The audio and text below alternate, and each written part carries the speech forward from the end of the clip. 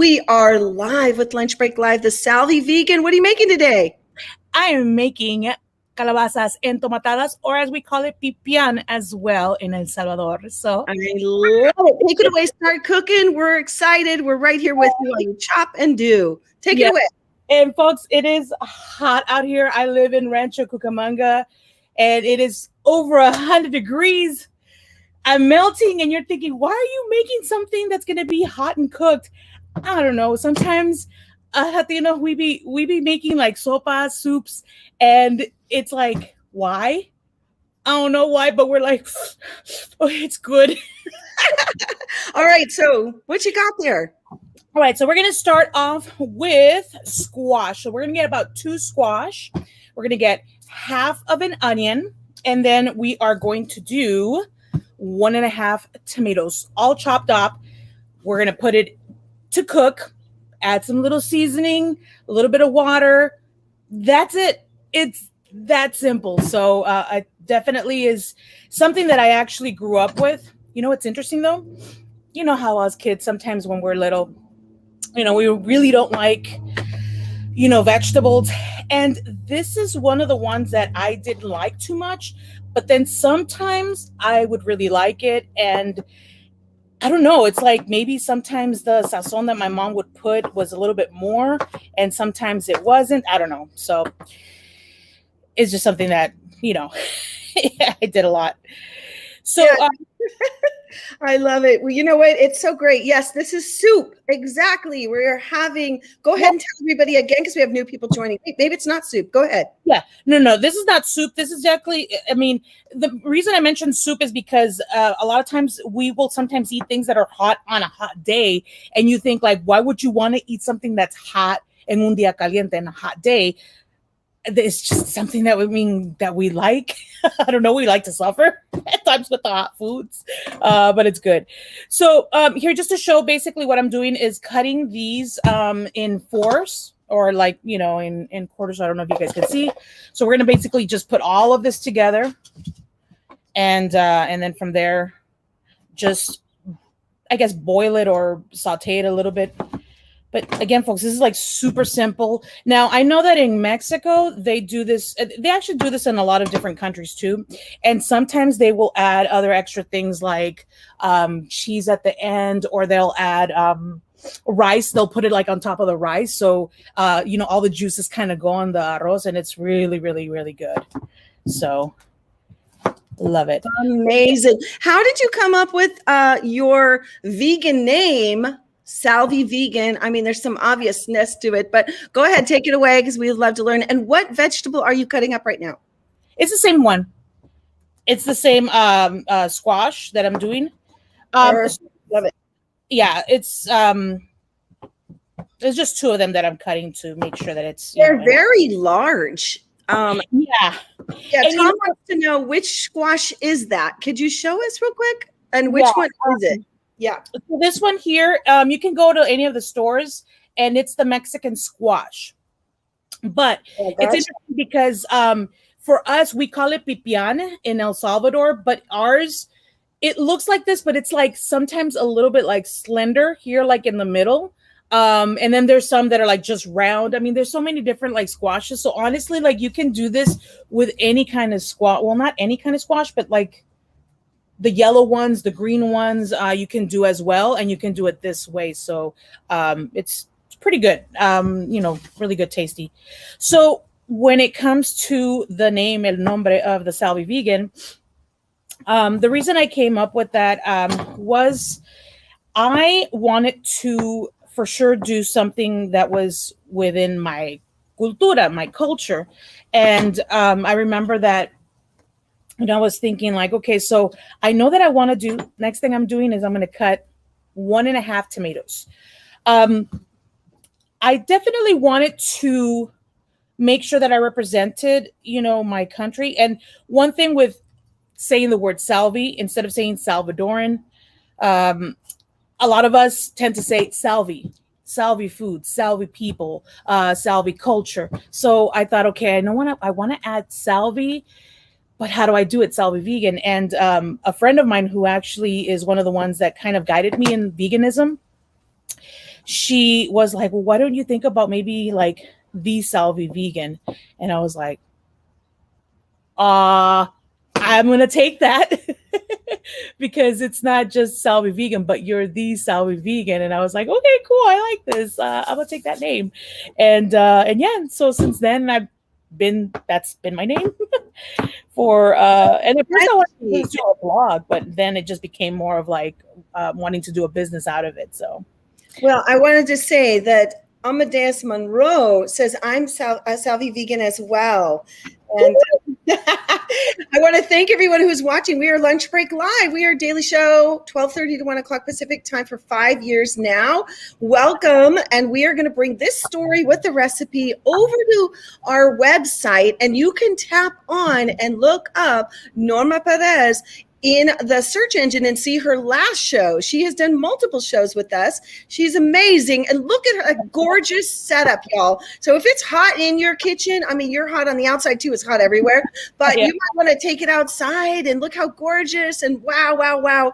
Okay, so take it away. You've got the 1.5 tomatoes. We have people joining all the time. Tell us again what you're making. You might have to repeat it multiple times, but thank you so much. Yeah, it's perfectly fine. So you know what I am actually going to do, because since and this is something that you got to kind of see, depending on like the size of the calabaza or the pipián that you're doing, you're either going to add 1.5 tomatoes or 2. I'm actually now seeing that these are pretty big, so I'm going to use 2 tomatoes. So you kind of gauge. But for those of you just tuning in, I am making calabazas entomatadas, which entomatadas basically means it's just sauteed in like juices of tomato. It's really good. It's delicious. It's, healthy, has a lot of vitamins, and minerals, and just, it's just really good. So, and now next thing I'm going to do is half an onion.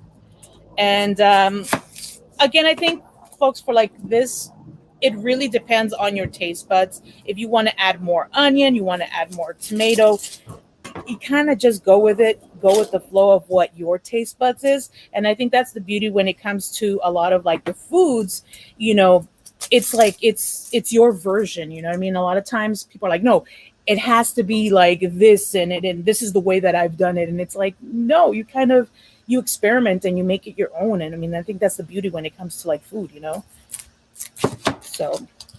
Yes, I agree with you. It's amazing. Okay, Betty Ann Cornwall has the question. Do you use oil? Are you using any oil at all?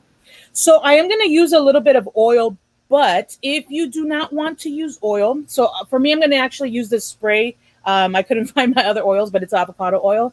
Avocado oil tends to be one of like the more healthier oils. But if you do not want to do that, one thing that I've always said is that you can also saute a lot of your foods with just water.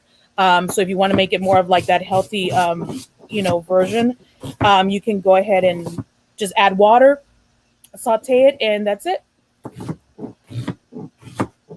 All righty. We got so many people watching here. I just want to give a shout out to Sarah Siegel, one of our contributors for Jane Unchained. Thank you for watching, Sarah. She's also a regular here. We got Tom. Tom has a question. Do you use tomatillos? I don't. I usually just use, I know that some people can probably end up using that. They're the green ones, at least if I'm correct. I don't tend to use it. I usually tend to just use, the tomatoes. But folks, this is it. That's it. Oh, look at this. Oh my goodness. Easy. Okay. Yeah. So now the next thing that I'm going to do is, and seasoning. Let me actually come back to you on this. So for the seasoning, this is the one thing that I highly, highly, highly recommend people getting. I use it in almost a lot of dishes. So it's like for us, we have a thing called cubito, which is basically, chicken bouillon. This, it's so good. It's funny because I even, my aunt who's not vegan, she tasted some of the food with this and she actually likes this better than the real thing. So get it, folks. Sprouts, or depending on where you're at, get it. It makes your food, el sazón está rico, really good. So I'm going to use half of that. I love that. I love that. I use it for salt. soups as well. I'm sorry, excuse me. What did you show? I'm sorry, I apologize. You're going to use half of that. So, and then the next thing is just pepper and salt to taste, and that's it. That's literally all it is when it comes to this, making this dish. So let's go ahead and now get this here. So Debbie may have missed it. Can you show it one more time? The not chicken bouillon. Thank you so much. Yeah. So I'm going to end up using half of it because I will say that it is pretty, not potent, but it's pretty strong if you do the whole thing. And actually, you know what? I'm going to add the whole thing because, again, remember what I mentioned, depending on like the zucchini or the squash that you're using. Mine's are pretty big. And since I have this much, I am going to actually use the whole thing instead. So, yeah, I think that's going to be better. You know, it's funny. I just invested in this right here. That is so great. And is it on propane or do you use electric? No, it's electric. That's amazing because you can travel with that and do shows anywhere you go. Yeah, yeah, exactly. Yeah. I was thinking like, okay, I need to invest in this just to like be able to, do this and everything. So, all right. So I'm gonna let this heat up, and then from there, I'm just gonna go ahead and add a little bit of enough oil. Now, if you have never seen the Salvi Vegans Instagram, you're going to want to head over there right now. What other offerings do you have while we're at it so that people can find out how they can get more involved with you? We love having you here, but, it's every once a month or something. So, yeah, take it away. Whoop, whoop. Yeah, well, I have pretty much a lot of recipes that I'm starting. I took a little bit of a social media break, but I came back and, I have recipes there that obviously all Salvadorian, and sometimes on occasion I might put some Salvadorian stuff, but you just basically check out some of the recipes. I have also even like the history. For me, I think it's really important to also just talk about the history of our foods, especially being Afro-Salvadorian. And this weekend, actually today and tomorrow in El Salvador, it is the day of the Salvadorian Afro-descendant. And so we have a couple of our foods that have that influence and those roots. So for me, it's really important to be able to bring that knowledge to people. So I definitely, want to bring that awareness, and show people the greatness that we have in our foods and our culture and our history and all that stuff. So the Salvi Vegan on Instagram, on Facebook, on TikTok. I love doing my TikToks. Definitely check out everything that we have there. So, all right. So you sprayed the pan, you're heating the pot, and let's see what's next. Thanks for joining, everyone. The mistake that I just did right now, put it all together, but it's okay. What I'm going to do first is I'm going to go ahead and put the onions and the tomatoes first before the zucchini. The zucchini is going to be at the end. And the reason for that is because zucchini tends to cook itself really quickly. So I'm going to go ahead and, use your hands, folks. It's okay. I'm going to eat this anyways by myself. So, and you know what? I actually have some rice also ready too. Some white rice. And, you just put that and pour that on top. It's absolutely amazing. So. Wow, you're just joining us. Thank you for joining us. We are a live cooking show daily. We feature vegan chefs from around the world, bringing to you live cooking shows so you can learn how to do this as well. I always encourage people to get the recipe from the website and then go back and watch the show and make it with. So yeah, you can do that. And make it your own, add some extra things too. Like for this one, I'll say that sometimes some people will add, maybe like other vegetables in here. That's fine too. As long as you have like the main ingredients, like, as I mentioned, the zucchini, the tomatoes, and the onions, and that's it, and then make it your own. You can add some celery in there if you want to add some mushrooms. But at least when it comes to this one, it's these three ingredients, and, that's good. So, but yeah, I told my mom, like, Ma, voy a hacer I'm going to make Calabazas Entomatados. She's like, why are you showing people that? Because I want to show people. She's like, ay, loca, are you crazy? Well, we appreciate appreciate this so much. My goodness. Again, you can find Norma Perez at the Salvi Vegan, and look what she's making here for us. I'm so excited on this warm day here in California. Yeah. Yeah. Okay, good. So, hey, I got a question for you. Yeah. We have a lot of people who are transitioning either for the environment because they get the climate crisis connection or their health.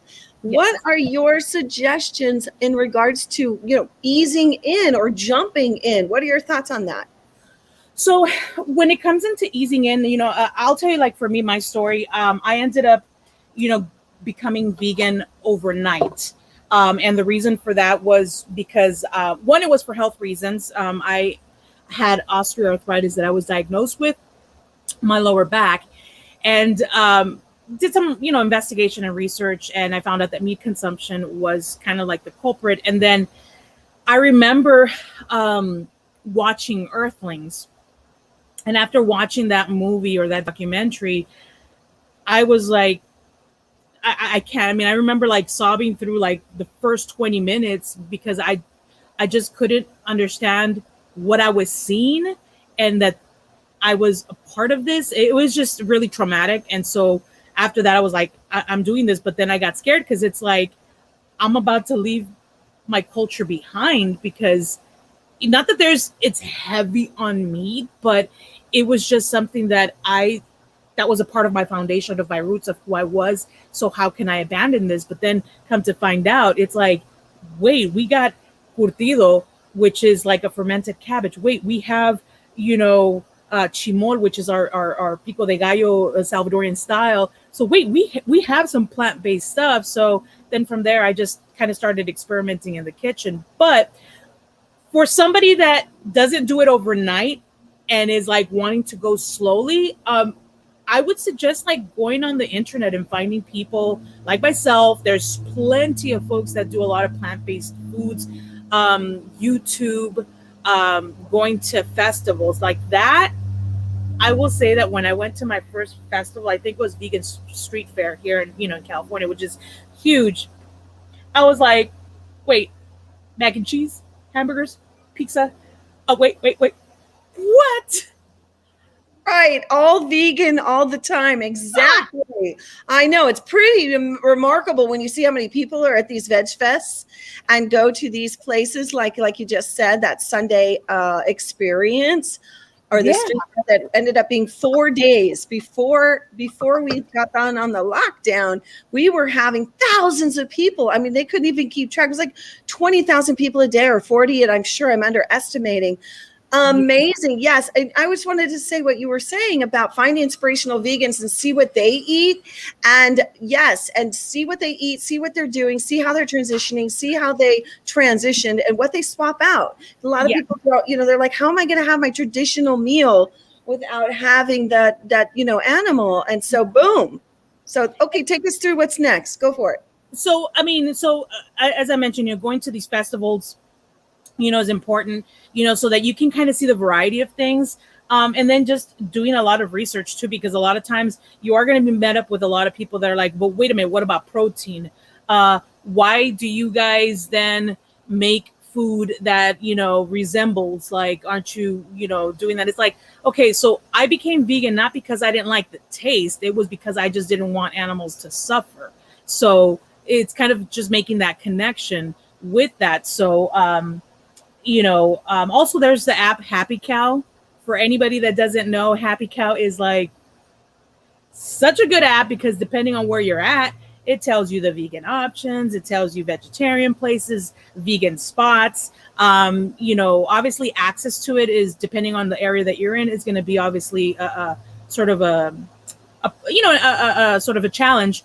But that's a great app to have, because then now you can go ahead and, like, oh, I can go to this place right here, and I didn't even know it was around the corner from me, but definitely just research, getting in community with people that are vegans also, that, can kind of guide you. So there's definitely a lot of things to do. So, all right. So just to... Yes. Sorry, I was going to say, I'm going to put that up here. Happy Cow all the way. You can head over to the website as well. Take it away. So this is already now a little bit sauteed well. So now the next thing to do is add the pipián, the calabazas. A little bit of Spanish for you. Now, because of the fact that this might end up drying a little bit, I will say maybe add a little bit of water just so that, it has at least some water for it to boil and cook the calabazas as well. But yeah, that's it, folks. That's, you just do this. And, the next thing that I am going to do, though, as I put this in here is I'm going to go ahead and put the not chicken bouillon. So I'm going to go ahead, and it's already kind of melted, so that's actually even better too. El sazón, as we call it, the flavor. And then a little bit of pepper, a little bit of salt. Y voila, ahí estamos. That's it. I swear this is like such a simple dish. That's why I was like, you know what? Let me do this one right here. Now, what you're going to do is pretty much let this cook, covered obviously for like maybe about 10 to 15 minutes. And that is it, folks.